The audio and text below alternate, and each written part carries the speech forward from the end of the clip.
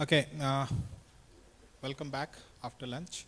So we have a short session followed by a panel discussion. So in this short session titled Transcriptomics, we have Dr. Vibhor from IIIT Delhi, who will be talking about opportunities and challenges of single cell search engines, a case study for reference supported analytics. Yes. So first of all, thank you for inviting me to present here. So in this temple of science, okay, so you might have heard about single cell omic data. So currently the world is trying to chase this technique of profiling different kind of omic data from single cells. So it has been a decade since single cell transcriptome has been being used by a lot of people. So I happen to be from a lab which established single cell transcriptome profiling first time in Asia. Since then I had this vision that once there will be a time when there will be a data deluge of a lot of single cell profiles. And after that, people started producing single cell epigenome profiles, single cell proteome profile, and then single cell DNA mutations and lipidomics profile. And nowadays we are having single cell transcriptome, proteome, spatial single cell transcriptome and proteome, as well as spatial single cell epigenome. So it's huge. So there was a paper by Lanneman published in Genome Biology, which talks about 11 grand challenges in the computational analysis of single cell data. So out of that, I am mentioning here only 5, which is I'm trying to solve. So because since when you're dependent upon sequencing, what happens that you have, suppose from one sequencing profile you have 300 million reads and almost 10,000 cells, right? So you won't get so many reads for every single cell, as well as when you're capturing the RNA, you may miss out a lot of RNAs from every single cell. So you have, the data is very sparse. So if you imagine that in a cell, 6,000 to 7,000 genes should be actually active. So most of the time you get 1,000 to 2,000 non-zero gene expression from a single cell, right? And so that's one problem. And then second problem is finding the differential expression or differential epigenome profiles, right? Or differential proteome profiles, right? At single cell level, because data is so sparse. The statistics is different, right? And you can't use any more Gaussian distribution and maybe even negative binomial distribution that you use for RNA-seq. So it needs a little bit different statistical approach. And then this one is mapping single cells to reference atlas. So there have been recently many papers in this. So but most of those methods, they don't have their own reference atlas, right? So they just give you that you take one reference atlas and in your query try to co-embed them in low dimensional space, right? So like Seurat, and there are other methods. And then finding the pseudotemporal ordering of single cell. So because the purpose of single cell, this is one of the purpose of single cell, is that we can find a developmental trajectory, or even in cancer we can find the trajectory of development of drug resistance, right? So this is one of the problem. And then fifth problem is that you get single cell profiles from different labs, right? And then even for single cell transcriptome profiling, there are more than 5 different protocols, right? Single cell epigenome profiling, there are like 3-4 different kinds of ATAC-seq, MNase-seq, histone modification, they're all single cell, right? How to integrate them, right? So they are coming from different labs, so a slight change in concentration of one reagent could actually fluctuate, right? Some biases. So today I'll be talking about mapping single cell to a reference atlas. So I had this vision like almost now 8-9 years. So basically idea was that how to benefit from published single cell profiles, because if a user, if a scientist, because it's so costly, if a scientist has a sample and he wants to profile single cell expression profile transcriptome, that how many cells he should profile and how he can integrate it with existing data so that he doesn't have to profile so much and still he can answer his questions. Or maybe he doesn't even need to profile. He may just go to validation directly, right, using available single cell atlas, especially in Indian context, right? So how can it help scientists in India and other developing countries, right, to actually generate hypotheses and go directly to the wet lab and validate it, right? So, and can you find lineage and poisoning of cancer cell to annotate or annotate new cells? So cell type annotation is a general problem. Even single cell epigenome, single cell proteome, single cell transcriptome, all of them. And so how can you annotate? And it's not only annotation of cell type or tissue, annotation of cellular states, right? Whether the cell is diseased or non-diseased, right? Cell is in stress or not stress. I can tell you, you can get a lot of tools for saying that, okay, cell type is this, but I don't think there is a tool, generalized tool, which is telling the cell is in stress or not, or cell is diseased or not, or poised for disease or not. No, there is no such tool. I can tell you with confidence.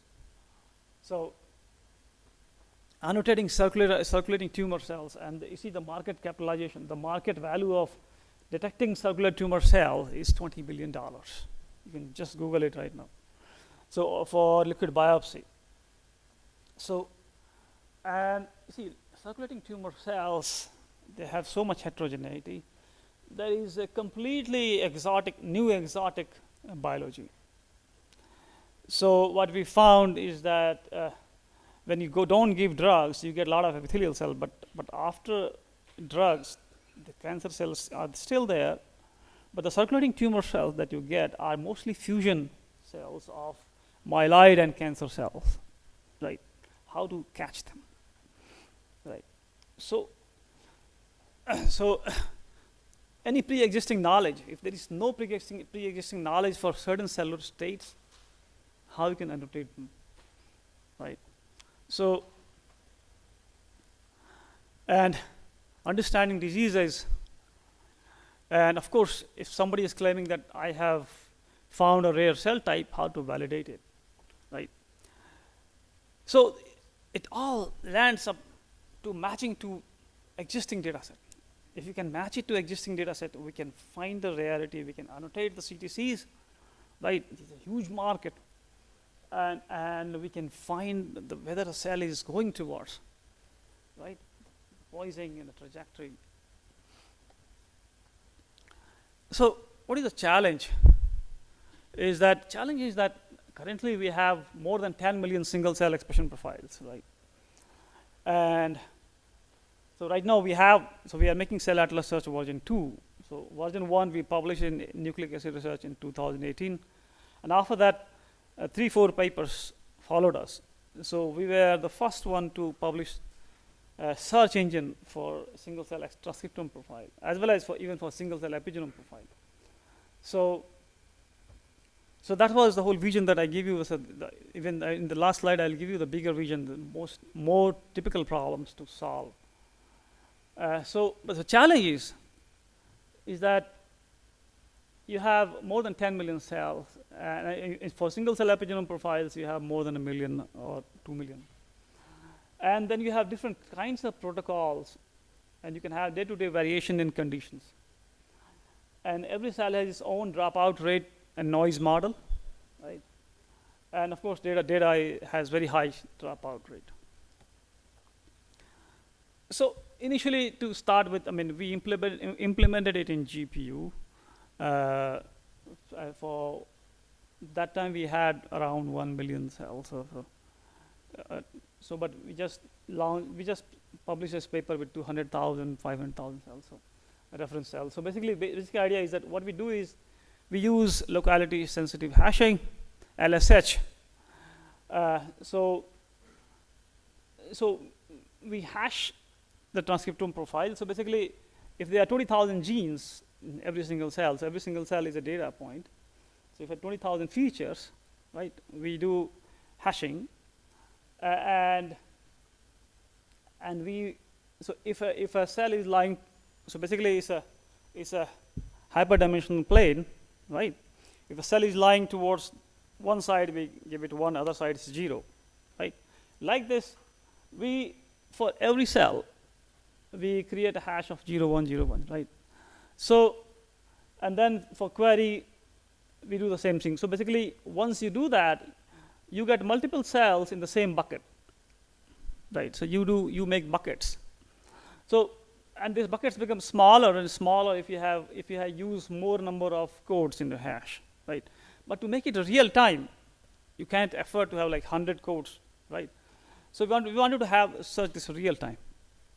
So yeah, it worked, but the accuracy was only 65%. So over then we further used statistical filtering, right? Because every reference, in the reference, suppose we have 200,000 single cells, every reference will have its own bias, right?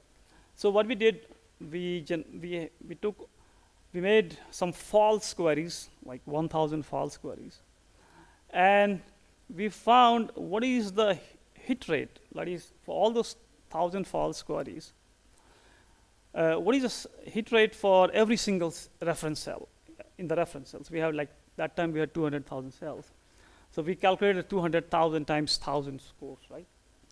So that, because every single cell has its own bias and sparseness, right? So, but see, some single cells may have deeper sequencing, and it may always come on every hit, right?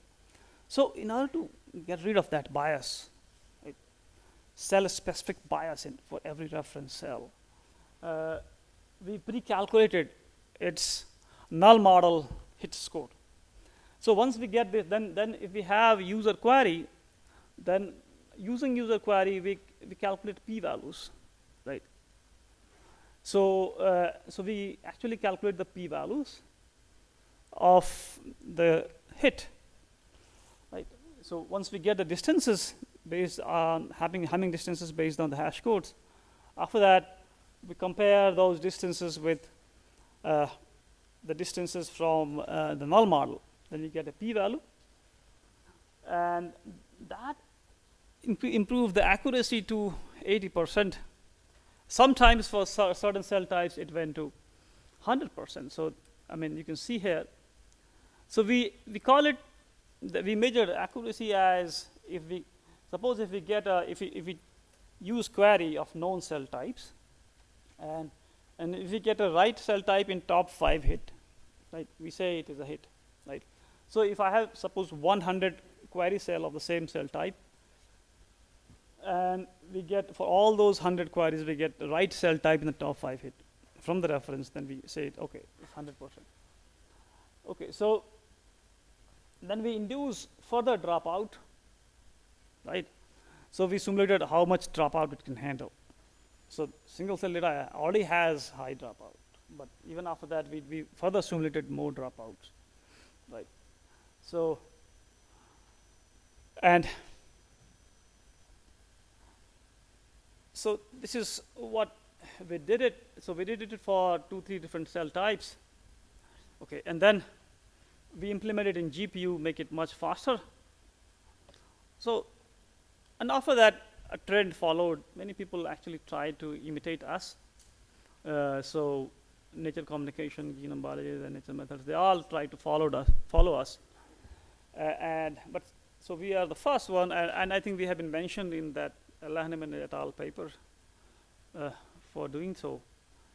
But now what we are making is next generation search engine, which actually learns itself. So it keeps on thinking. It learns from the query. So it's deep learning also. But what happens, the problem there is that if you suppose take cells from different labs, right?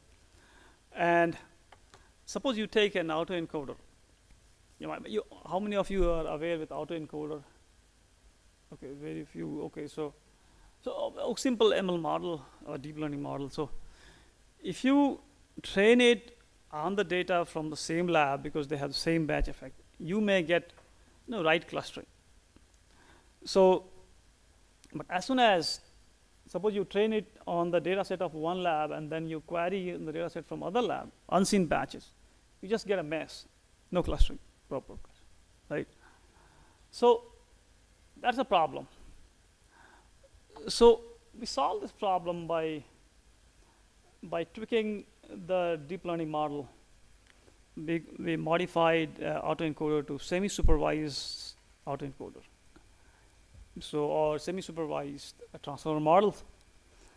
And then the embeddings that we get is able to handle it. But even there, there are certain tricks.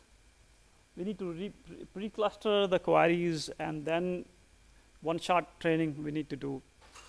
But the good thing is that it can learn from the query itself. So it already has like 10 million cells, and then it can keep on learning and keep on thinking. Just like a child grows, it sees animal and then it keeps it, okay, this animal may look like this, look like this. So it's a child that will grow. Right, so, and then we are adding the functionality in this child to actually identify diseases, stress. It should be able to help clinicians that, yeah, this cell looks like disease and stress, but that we are finding challenging because it needs some pre-existing knowledge graph. So that's what we're trying to embed knowledge graph into the deep learning so that clinicians can get help from it. So, but anyway, so I'm going to talk about our next search engine, single cell epigenome search engine that is also first of its kind in the world. So let me first give a brief overview of single cell epigenome profiles. So in the nucleus, you may get different kinds of epigenomic signal, right? So you may have chromatin interaction. So for which Nagano et al. Published single cell chromatin interaction profile in 2013, right? And then you may have histone modification chip or histone modifications for which, or transcription factor binding. So for that also, there have been publications very recently, like 7-8 years ago, on single cell histone modification and transcription factor binding profiles. And then you can have DNA methylation, single cell DNA methylation profile, which first time published in 2013. And then you can have single cell ATAC-seq and DNA-seq published in 2015 and 16. So this was much easier to do, single cell ATAC-seq and DNA-seq. So most of the researchers, they actually, so you will see a lot of data sets of single cell ATAC-seq and DNA-seq. Only recently now people are doing single cell histone modifications. But after this single cell chromatin interaction profiling by a few groups, not so many people are trying because it was able to capture only 2% of the interactions. So not so many people are doing single cell chromatin interaction profiling. Yeah, but people do targeted DNA methylation profiling in single cell, that is for sure. So now what is the benefit of a single cell epigenome profile over RNA-seq? So first of all, epigenome is more preserved than RNA. That you agree. And it's applicable to old clinical samples and even in circulating tumor cells. So what happens when you purify circulating tumor cells, you actually destroy a lot of RNAs, right? First of all, their cellular state is unknown, and then you destroy a lot of RNAs. So you're not aware of what is happening, right? So if suppose if there are two nucleus in a cell, right? It's very hard to actually say that there are two nucleus using single cell transcriptome profile, but using single cell epigenome profile, you can actually say, because you can find out the cell type specific enhancers, and actually you can say to some extent that it looks like it has two nucleus. So, for example, if you have fusion of myeloid and epithelial cells, and generally it happens in cancer cells. So, in that case, maybe epigenome profiling can help you better. And also you can make better inference about external stimuli, and then non-coding regulatory elements, enhancers. Yes, okay. So, and then you can get an idea about potency of the cell. So this is the web interface of our SCAP search. Now the problem is that, see, epigenome profiles are not like transcriptome profiles. So in transcriptome profile, you have features as genes, which is common among different labs. But here, every lab will have its own peak list, right? So the peaks may be varying lab to lab, right? So what we do is that, so we transform the peaks to gene enrichment score. So far before us, people have been using gene activity score, which we already showed that is useless, and other people have also said that it's useless. So we use gene enrichment score, where we use Fisher's exact test with the proximity, like we have foreground and background. We can talk about it later if somebody is interested. And so this is a challenge, but it's also an opportunity that nobody can actually scoop you. So what we did, so suppose we have different peaks. So for every single cell, we calculated gene enrichment score for every gene, and then for every single cell, we stored what are the top 1,000 enriched genes, right? And suppose, so you have a reference single cell profile, and suppose you have query single cell profile. And then, so what you do is that you get top 1,000 enriched genes of the query, right? Gene enrichment score.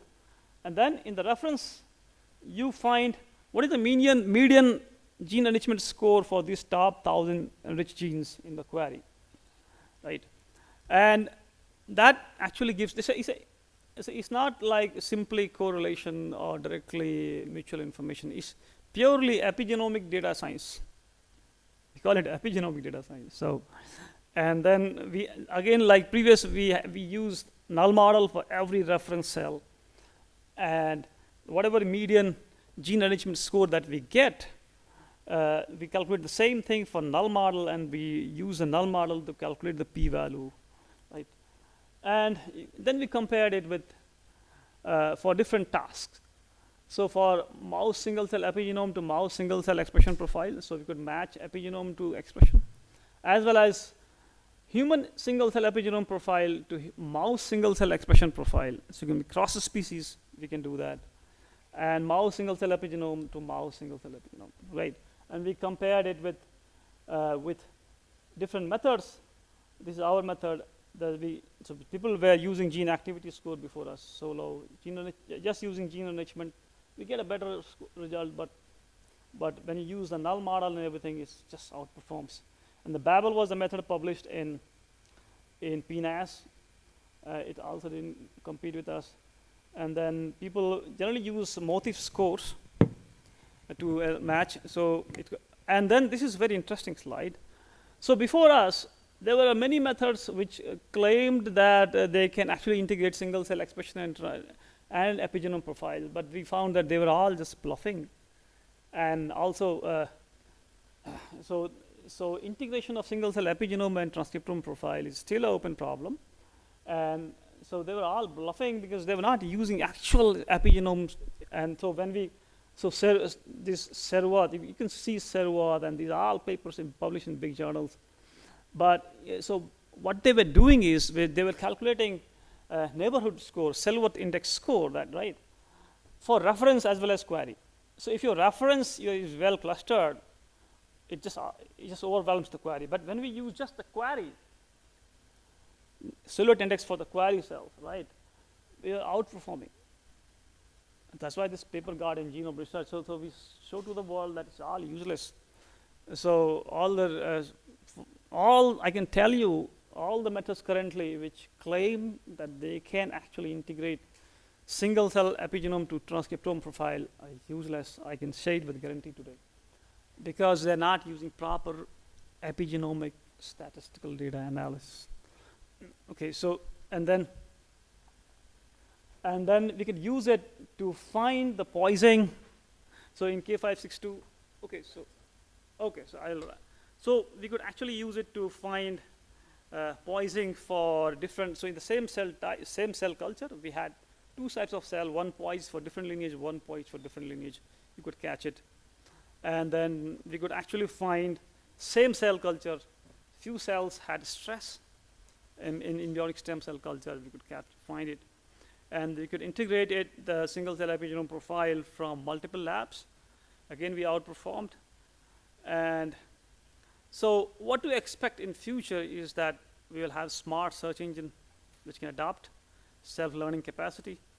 Right? It can actually report to clinicians about diseased state, and most importantly, connect all the clinicians. Right?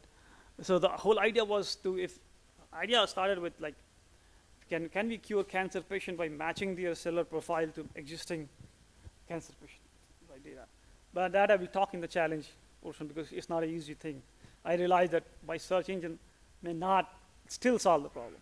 So that's why we are now adding spatial transcriptome to our search engine. So where we could not only match the state, but also the neighborhood. And then we can maybe suggest to clinicians that, look, this cell may respond to this drug properly. Okay, thank you. Questions? Any questions? Can you comment on the time it takes, like searching a time-intensive process given the amount of data, or is it very fast because you're using locality-sensitive hashing? So for a single cell transcriptome profile, it's fast.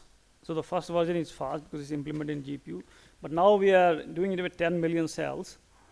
It has become 2 times slower, but still okay. So there is a lot of algorithmic challenge behind. So we have resolved that. But for single cell epigenome profile, it is not that fast. It is slow. Yeah. Because it's not directly matching. It's not directly calculation of mutual information or correlation. It's different. Yes. Yes. So for the single cell transcriptomics, are you considering any functional annotation while you are going ahead for clustering the cells finally? Yeah, so we are just matching, like out of the published single cell transcriptome profiles, which one is the most closest to your cell.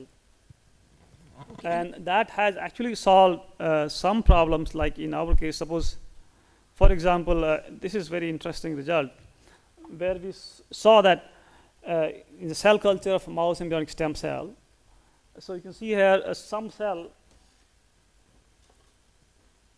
here where you can see this cell from cluster 1, they are matching to some late stage blastocyst cell, right? And then we found what is there in those. Okay, so we found that actually these cells are in stress. So late stage blastocyst cells. So this cluster you would have never found if you would have used classical classification methods. But if there are some hidden states in your reference, right? This is a very good example. So so the cells were matching to late stage blastocyst, right? which are in stress, and that matches to mouse embryonic stem cells. And then we could find that, yeah, there is something different. So there is if there is some hidden cellular state which you don't know, which is there inside a reference cell, it can bring it out. That's a reference-based analysis, when you have large reference. Any?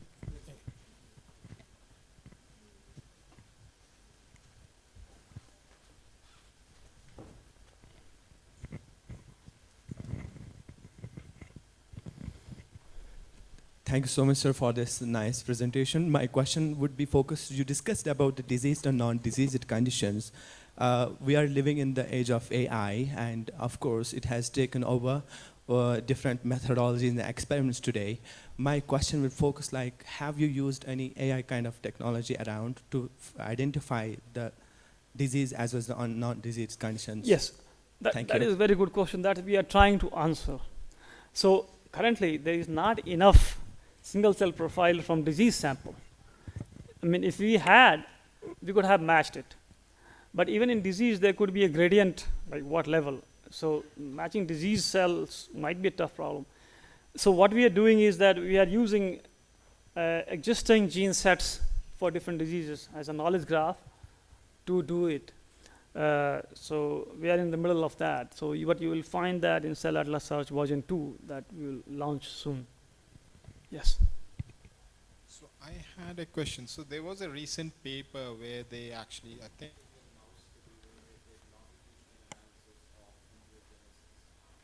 when you're doing that, right, you would have a continuous state of epigenomic changes because developmental processes are going on. So do you think, how would you sort of think your computation pipeline would be able to, would it be, without knowing the state, be able to tell what state, like what developmental state? Yeah, definitely. If we have those developmental in our reference, we might Without already be the having. reference, would it be able to sort of look at the profiles and be able to tell that? Yeah, yeah. Yeah, because we might have already that data they're talking about. It No, might this be already in came our out reference. a month or Okay, two ago. then we'll add it. So we keep on adding Okay. whatever get published. Yes, I have a more fundamental question. Yes. So I understand, the functional annotations are the key, center point here to get this going, right? But in functional annotations have a lot of spurious Yes. cases. That is simply a replication because of an electronic annotation being Yes, applied. yes. So a lot of this could eventually, although you got something through your search, there could be entirely spurious association. Yes, So it how can. are you, attending to that Yes. problem? It can happen. But if you just get one or two matches, it might be spurious. But if you get a lot of matches, like if you have multiple cells, right, multiple reference cells are matching, so there is less chance because for every reference cell, we have a null model-based pre-calculated score, and we pass it through that filter. But And if you have multiple, I understand what you're trying to Yes. say, but the problem of misannotation or spurious annotation is so widespread because according to my understanding, it is less than 95%, less than 5% are actually annotated and curated by No, hand, no, no, and it's- 95% is electronic. No, I don't agree. I can say that 20% of that annotation might be wrong. I agree to your point, but percentage, I would say 20% might be completely spurious. So yeah, I agree with that, and that's our task. That's our headache to how to refine it, and So are there some random tests that you're trying to do to, Yes. I mean, random permutation based. Yeah, just to check? I mean, are there some statistical model you've yeah, built yeah. for those? We do that. We generally do that, but even after that, there could still be a chance. I fully agree with you. It could be, there could be fully, that could be a chance for that. It's actually one of the biggest problems Yes. now in computation. Because what happens, especially in our case, what happens that, so we claim that we give report about each and every cell, right? So most of the integrative methods in single cell tools and field, they don't talk about reporting about each and every single cell. They talk about clusters of cell, right? So in cluster of cells, you actually average out certain notation, but you also average out a lot of information. When you talk about annotating every single cell, there is a chance that you may have error. I fully agree with you. And there's a challenge. Okay, thank you. Okay. Thanks everyone. Thanks this Vibhor again.